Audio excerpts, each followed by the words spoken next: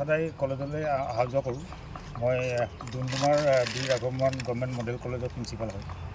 যিহেতু মই মাৰ্ঘেৰিটাত থাকোঁ, গতিকে মাৰ্ঘেৰিটাৰ পৰা অহা যোৱা কৰোঁতে গৰুজনী ৰাস্তাত মানে যেতিয়া পকা ৰাস্তাত যেতিয়া তাই পাৰ হয় ইফালৰ পৰা সিফালে বৰ দুখ লাগে দেখি।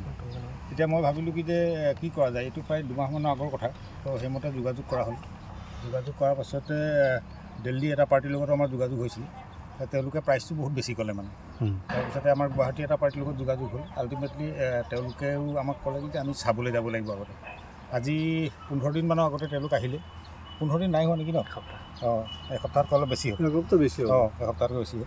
আহি পিনে তেওঁলোকে জোখ মাখ ল'লে। লৈ লোৱাৰ পিছত তেওঁলোকে বনাই মেলি আজি তেওঁলোকে ভৰিটো তেওঁলোকে লগাবলৈ আহিছে। আৰু আমি বহুত লাকি কেলে যে গৰুজনী বৰ দুখ লাগিলে আচলতে। আপোনালোকৰ যদি তাইক খোজকাঢ়ে দেখিলে বহুত দুখ লাগিব। তো সেইটো কথাৰ কাৰণে অকণমান লাগিলোঁ। পইচাটো ডাঙৰ কথা নহয়, যে গৰুজনী আজি বিক্ৰী কৰিলে যিটো পইচা পাব তাৰ 10 গুণ দামত এটা ভৰি লগাব লগা হৈছে। আৰু এই ক্ষেত্ৰত আমি এটা ফেচবুকত আমি মানুহক আহ্বান জনাইছিলোঁ। সেইমতে প্ৰায় 10,000 মান পইচা আমাৰ 10,000 সম্পূৰ্ণ নাই উঠা ন? 9,730 টকা উঠিলে আমাৰ পইচা। এনেই খৰচা কিমান মান? প্ৰায় 1 লাখ মানেই হ'বগৈ টোটেল খৰচাটো অহা যোৱা চব ধৰি। সেইখিনি পইচা আমি বিয়ে কৰিছোঁ। গতিকে আমি ভাবোঁ যে গৰুজনী ভাল হওক। কিমান দিনৰ আগতে এই গৰুজনী এইটো প্ৰায় 4 বছৰমানৰ আগতে তাই মানে ট্ৰেইনে কাটিছে। মইতো দেখা নাছিলোঁ, কিন্তু এতিয়া অহা যোৱা কৰোঁতে দেখোঁ মাজে মাজে, দেখিলে দুখ লাগে।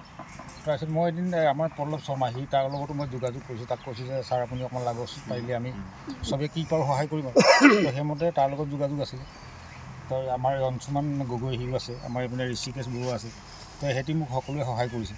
গতিকে আল্টিমেটলি গৰুজনী ভৰিটো আজি হৈছেগৈ। আৰু আমি আশা কৰিম যে তাই সুস্থ গৰুৰ নিচিনাকৈ খোজকাঢ়িব। আৰু পইচাটোতকৈ ডাঙৰ কথা হৈছে কি যে গৰুজনীয়ে যিহেতু তাই গাভিনী গৰু এজনী, তাই যদি সঁচা সঁচিকৈ অকণমান ভালকৈ খোজকাঢ়িব পাৰে আমাৰ ভাল লাগিব। আৰু যিহেতু তাই এটা ভৰিৰ ওপৰতে গোটেই তাৰ ভৰটো দি থাকিব লগা হৈছিল। গতিকে তাইৰ ভৰি গোটেই গাৰ শ্বেপটোৱে বেকা হৈ গৈছিল। আজিৰ পৰা আমি আশা কৰিছোঁ যে তাইৰ ভৰিটোৰ লগতে গাৰ শ্বেপটো ধুনীয়া হ'ব।